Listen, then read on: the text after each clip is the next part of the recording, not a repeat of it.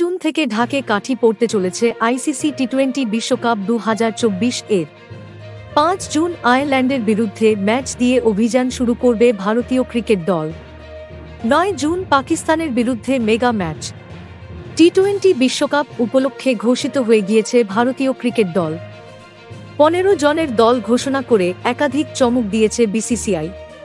KL Rahul, Shubman Gill, Rinku Singh, Shreyas আইয়ারের মতো তারকারা সুযোগ পাননি টি-20 বিশ্বকাপের দলে।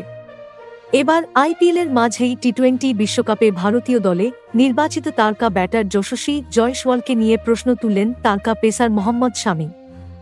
সমালোচনা করলেন যশস্বীর ব্যাটিংয়ের।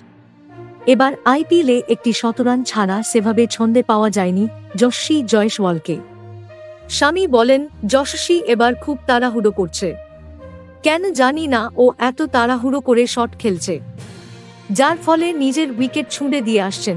টি-20 বিশ্বকাপের আগে যশস্বীকে নিজের শট সিলেকশন নিয়ে আরও সতর্ক হওয়ার কথা বলেছেন Shami. Thank you so much for watching. Subscribe our channel and press the bell icon for more updates.